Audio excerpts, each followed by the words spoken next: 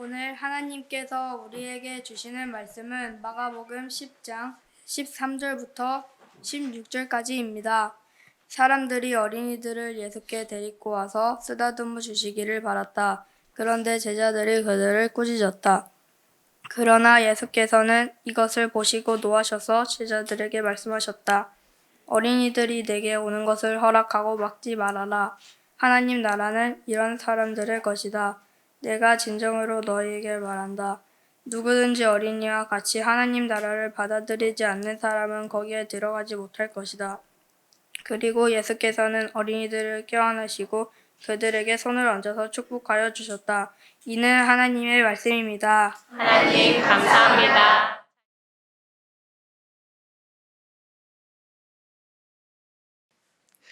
오늘 본문 어린이 복음이라고 알려져 있는 마가복음 10장 13절부터 16절까지의 말씀을 가만히 듣고 있노라면 제일 먼저 눈에 띄는 것이 제자들의 행동입니다.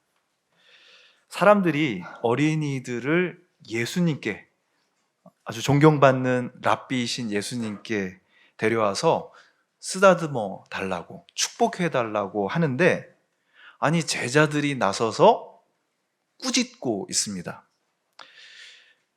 언뜻 이런 생각 들지 않습니까? 아니 그게 뭐 대단한 문제라고 제자들이 나서서 꾸짖을까? 여러분 이해를 돕기 위해서 이런 상상을 해보시면 좋을 것 같습니다. 여러분들의 손주가 있는데 김기성 목사님께 축복을 받겠다고 이렇게 데려온 겁니다. 근데 그 제자인 손성현 목사가 나서서 꾸짖었다. 네. 그러면 여러분들은 여기 있지 않을 겁니다. 아니 그렇게 격하게 끄덕끄덕 하시면 어떡해요? 네. 게다가 이 꾸짖었다라고 번역된 그리스 말이 에피티마오라는 말인데요. 이것은 그저 점잖게 어이 그러면 안 되지 가 이렇게 점잖게 꾸짖는 그런 말이 아니라 일단 목소리를 높입니다. 뭐야? 그러면서 얼굴을 울그락 불그락 그렇게 한 다음에 아주 거친 감정으로 호통을 치는 걸 꾸짖었다. 에피티마오 그렇게 말하고 있는 겁니다. 그러면 우리는 질문하게 됩니다. 도대체 왜 제자들은 이렇게 어린이들을 데려온 사람들을 이렇게 꾸짖었을까? 어떤 분들은 이렇게 설명을 합니다. 예수님께서 사역하시느라가 너무 피곤하고 힘드신데 애들까지 데려와서 귀찮게 하니까 신경질 낸 거다. 말이 됩니까? 네. 아니, 많이들 그렇게 설명하시는 것 같아요. 그런데 우리는 예수님 시대의 지중해 연안의 분위기들, 그리고 그런 사회 속에서 어린이들이 어떤 삶을 살았는지를 한번 생각해 볼 필요가 있습니다. 그 당시의 기록에 의해서 밝혀진 바에 의하면요, 예수님이 활동하시던 시기, 그러니까 주후 1세기 이스라엘 백성들의 75%가, 그러니까 대다수입니다. 75%가 최저 생계 수준 이하의 삶을 살았다라고 얘기합니다. 이 최저 생계 수준이라는 건 뭐냐면 그날 일해서 그날 먹는 수준입니다. 그러니까 75% 정도 되는 사람들이 내일 뭘 먹어야 할지 막막한 상태. 내일 제대로 일이 풀리지 않으면 그냥 종일 굶어야 될지도 모른다라는 두려움 속에서 살아갔다. 이렇게 볼 수 있습니다. 그러니까 살아남기 위해서 어른들이요 매일같이 짐승처럼 일을 해야 했던 시기입니다. 아주 극심한 가난 속에서 그냥 하루하루 간신히 버티는 시기였다. 이렇게 볼 수가 있습니다. 자, 여러분 생각해 보십시오. 어른들도 생계 유지가 아슬아슬한 그런 상황에서 어린이들은 어떤 모습으로 살았을까요? 물론 어린이들은 밖에 나가서 일을 해서 먹을 걸 구해올 수가 없습니다. 먹고 사는데 아무 도움이 되지 않습니다. 오히려 먹을 것을 축내고 있죠. 어른들 먹을 것도 부족한데 옆에서 아이들이 먹을 것을 먹어댑니다. 울어댑니다. 그렇게 먹을 걸 축내고 옆에서 보채기만 하는 그런 아이들의 존재는요, 전혀 환영받지 못하는 그런 존재들이었습니다. 여러분, 요즘 우리 시대 아이들을 보십시오. 정환이, 유아, 그리고 우리 성경 공독한 진혁이 이런 아이들을 보면은요, 이야, 얼마나 귀엽고 사랑스러운지 알 수 없습니다. 지난주에도 제가 길을 가다가 귀여운 유치원 아이들이 선생님 따라서 지나가는 모습을 봤습니다. 네, 선생님, 뭐 이렇게 하면서 지나가잖아요. 와, 그냥 뭐가 그렇게 좋은지 깔깔대면서 웃고 그러는 아이들, 선생님이 뭐라고 하면 초롱초롱하게 눈빛이 밝아진 그런 아이들을 보면 얼마나 예쁜지 모르겠어요. 그냥 보고만 있어도 좋습니다. 그러나 여러분, 예수님 시대의 어린이는요, 우리가 흔히 떠올리는 그런 예쁜 아이들이 아닙니다. 제대로 못 먹었습니다. 제대로 입힐 수가 없었습니다. 그렇게 그냥 방치되어 있는 아이들, 그리고 때때로 학대당하는 아이들이었습니다. 그러면 조금 사는 집들, 넉넉한 부유한 로마 귀족 집들은 좀 달랐을까요? 아닙니다. 거기서도 아이들의 상황이 그렇게 좋지 못했습니다. 늘 출세를 생각하고 더 높은 자리에 올라가려고 했던 귀족들, 그리고 뭔가 인조이하는 삶을 풍요롭게 누리는 그런 향락의 삶을 좋아했던 로마 사람들은요, 자신의 성공, 그 자신의 쾌락의 방해물이 되는 아이들을 내다버렸습니다. 수많은 역사적인 자료들에 의해서 그 당시 얼마나 많은 아이들이 그냥 길가에 유기되었는지 그 증거가 발견되었습니다. 그러므로 고대 사회에서 어린이란 예쁘고 귀엽고 사랑스러운 존재의 대명사가 아니라 가장 비참한 인간, 가장 약하기 때문에 누가 함부로 대하고 함부로 말해도 꾸짖어도 어떻게 하지 못하는 비참한 존재의 대명사였습니다. 여러분, 고대, 그러니까 예수님의 시대, 성경이 쓰여지던 시대에만 그랬던 게 아니에요. 상당히 후대까지도 어린이들의 삶은 대단히 끔찍했습니다. 기독교 2000년 역사의 가장 위대한 스승 가운데 한 명으로 꼽히고 있는 분이 성 어거스틴이라는 분입니다. 이분이 이제 주 5세기경에 이렇게 활동을 했습니다. 그분이 쓴 책 중에 신의 도성이라는 굉장히 중요한 책이 있는데요. 그 책을 읽다 보면은 그 당시 사람들이 얼마나 비참한 삶을 살았는지가 나와 있습니다. 제가 그 가운데 나오는 아주 흥미로운 대목을 여러분들에게 소개해 드리려고 합니다.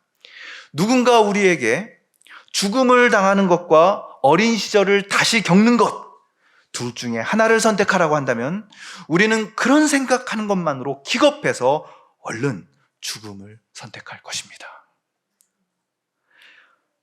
놀랍지 않습니까? 어린 시절로 되돌아갈래? 죽을래? 그럼 깜짝 놀라가지고 당연히 죽지요 이런다는 겁니다. 우리는 때때로 아무 걱정 근심 없었던 어린 시절로 돌아가고 싶어 뭐 이런 생각할 때 있지 않습니까? 그런데 이 당시 사람들에게 있어서 어린 시절로 돌아간다, 이거는 상상도 할 수 없는 끔찍한 일이었던 것입니다. 약하다는 이유로 어른들의 학대와 폭력에 시달려야 했습니다. 먹을 것이 없어서, 엄마 아빠도 먹을 것이 없으니까 먹을 것을 찾아서 이리저리 기웃거리면서 여기서 치이고 저기서 욕먹는 거리의 아이들의 신세가 이랬던 것입니다. 그런데 여러분, 어떤 사람들이, 부모인지 아닌지 알 수 없습니다. 그냥 사람들이 그런 거리의 아이들을 예수님께 데려왔다. 이것이 오늘 본문의 시작입니다. 그러자 제자들은 그 상황을 보면서 소리를 지르면서 꾸짖었어요. 어른들을 꾸짖은 건지, 아이들을 데려온 사람, 아니면 어린이들을 꾸짖었는지 정확하지 않습니다. 하여튼 그렇게 꾸짖으면서 내몰려고 했던 거겠죠. 여러분, 이것은 어쩌면 그 당시 평범한 어른들의 자연스러운 반응이었다. 어린이들은 그래도 되니까. 랍비께서 말씀을 가르치시는데 그런 어린이들이 와가지고 그 상황을 더럽히는 것을 원치 않았습니까? 어쩌면 자연스러운 이런 분위기 속에서 정말 이상한 거는요, 예수님의 모습입니다. 예수님은 그런 강한 어른들의 무관심에 방치되고 폭력과 학대에 시달리던 비참한 약자였던 아이들을 감싸시면서 오히려 제자들에게 화를 내십니다. 14절입니다. 예수께서는 이것을 보시고 노하셔서 제자들에게 말씀하셨다. 어린이들이 내게 오는 것을 허락하고 막지 말아라. 하나님 나라는 이런 사람들의 것이다. 할렐루야. 여러분, 바로 이분이 저와 여러분이 믿고 있는 예수님이라는 사실을 기억하시길 바랍니다. 가슴이 뭉클합니다. 아무것도 내세울 것 없는 존재, 아무것도 내세울 수가 없는 존재, 그렇게 작고 약하고 미련한 존재. 여러분, 저와 여러분이 알고 있는 세상은 그런 약한 존재들을 얼마나 마음껏 꾸짖고 있습니까? 우리 시대도 바로 이 면에서는 크게 다르지 않습니다. 우리는 아침부터 저녁까지, 월요일부터 일주일 내내 내가 뭔가 내세울 것이 있어야 이 세상의 꾸지람을 받지 않고 살 수 있다 라고 생각하며 살고 있습니다. 그래서 우리는 온 힘을 다해서 뭔가 쓸모있는 존재, 사람들에게 인정받는 존재가 되기 위해서 노력합니다. 근데 우리가 그러지 못할 때, 우리가 뭔가 성과를 내지 못할 때 우리 자신을 얼마나 혹독하게 꾸짖는지를 잘 생각해 보십시오. 내가 원하는 만큼의 성과를 내지 못했어. 그럴 때 우리는 우리를 향해서 너는 자격이 없어. 너는 왜 이 모양 이 꼴이니? 하면서 우리 안에 있는 child within, 우리 안에 있는 어린이를 꾸짖습니다. 강해지고 더 강해지려는 세상의 힘이 가장 초라한 모습으로 웅크려 있는 그런 아이들을 꾸짖는데요, 예수님께서 그 꾸짖음 사이를 확 끼어드시더니 호통을 치시는 거예요. 이 아이들을 막지 마라. 그러면서 이렇게 놀라운 말씀을 하십니다. 15절입니다. 우리 같이 한번 읽어보실까요? 시작. 내가 진정으로 너희에게 말한다. 누구든지 어린이와 같이 하나님 나라를 받아들이지 않는 사람은 거기에 들어가지 못할 것이다. 대박. 네. 내가 진정으로 너희에게 말한다. 개역성경에서는 진실로 너희에게 이르노니, 그리스말로 아멘 레고 이렇게 됩니다. 아멘이라는 말이 진실로 그런 뜻이거든요. 아멘 아멘 레고, 내가 진실로 너희에게 말한다. 성경에 이렇게 나올 때는 여러분 바짝 긴장하셔야 됩니다. 우리가 인간의 눈으로는 알 수 없는 어떤 하늘의 진리가 우리에게 계시되는 순간 예수님은 반드시 이 표현을 쓰세요. 진실로, 진정으로 너희에게 말한다. 그리고 이렇게 얘기하십니다. 누구든지 어린이와 같이 하나님 나라를 받아들이지 않는 사람은 거기에 결단코 들어가지 못한다. 너무 놀라운 말씀 아닙니까? 예수님께서 직접 하나님 나라에 못 들어가는 사람이 있다, 이렇게 정확하게 얘기를 하십니다. 누가 못 들어갈까요? 비가 온다고 예배 안 나오는 사람, 주일 성수 안 하는 사람, 기도 열심히 안 하는 사람, 성경 열심히 읽지 않는 사람, 이 세상에 나가서 나쁜 짓 많이 하는 사람. 우리는 그런 사람들이 하나님 나라에 들어가지 못할 거라고 생각하잖아요. 그런데 예수님께서 말씀하시는 거예요. 그런 사람이 천국에 못 들어가는 것이 아니라 어린이와 같이 하나님 나라를 받아들이지 않는 사람이 하나님 나라에 못 들어간다. 여러분, 이 놀라운 말씀이 여러분의 평생을 긴장시키는 말씀이 되기를 축원합니다. 계속 생각해야 돼요. 이게 뭔가? 어떤 분들은 생각합니다. 그러니까 우리가 어린이처럼 순수한 마음이어야 되는구나. 어른들처럼 때묻지 않은 그런 맑고 깨끗한 투명한 영혼이어야지 하나님 나라도 볼 수 있고 하나님 나라에 들어갈 수 있구나. 예수님 시대의 어린이를 생각하십시오. 너무 가난하고 폭력적인 세상, 아무것도 내세울 것 없고 또 아무도 나를 막아주지 않아서 무방비 상태로 당할 수밖에 없는 약한 어린이들. 그러니까 이 어린이는 어떻게 해야 됩니까? 빈손으로 하나님의 자비만 구해야 합니다. 저와 여러분이 하나님 앞에서는 이런 어린이가 되기를 간절히 축원합니다. 하나님 앞에서 우리가 지금까지 살면서 거둔 여러 가지 업적을 내세울 수 없습니다. 얼마나 성공적인 삶을 살았는지, 얼마나 멋지고 대단한 인생을 살았는지, 그런 자부심으로 당당할 수 없습니다. 그러나 여러분, 동시에 내가 이 세상에서 실패했다고, 내가 이렇게 연약하고 부족한 모습이라고 기죽어 있을 필요도 없습니다. 내가 이 세상을 향해 살아있는 동안 뭔가를 보여주겠다는 그런 강박을 내려놓고 그저 하나님의 사랑에 나를 맡기시길 바랍니다. 저는 때때로 기도를 어떻게 해야 되냐고 묻는 청년들에게 이렇게 대답합니다. 두 손을 펴고 빈손으로 주님 앞에 앉아 계십시오. 주님, 저는 주님께 아무것도 드릴 게 없습니다.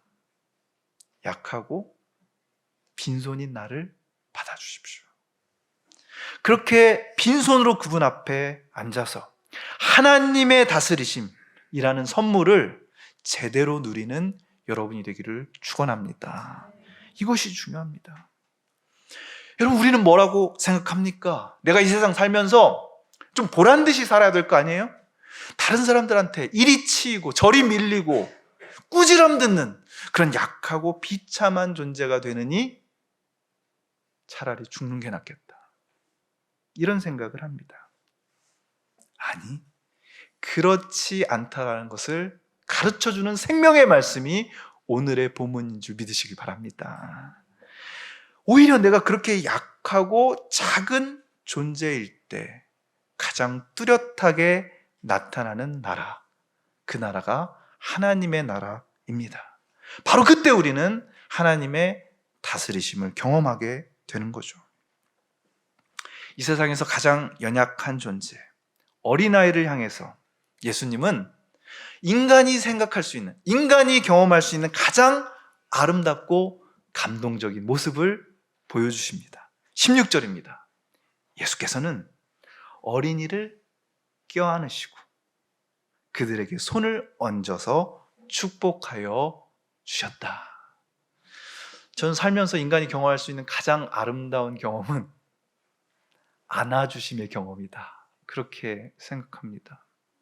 어린이들은요, 어렸을 때 엄마 아빠가, 할머니 할아버지가 나를 사랑해주는 사람이 나를 껴안아준 경험을 평생 잊지 못합니다.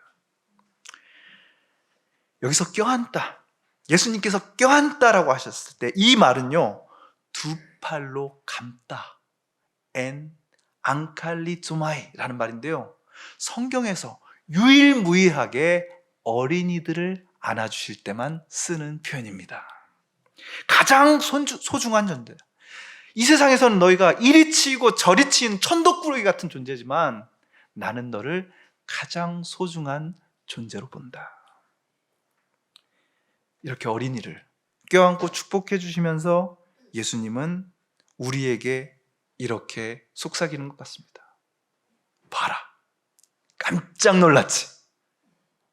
하나님이 이런 분이야.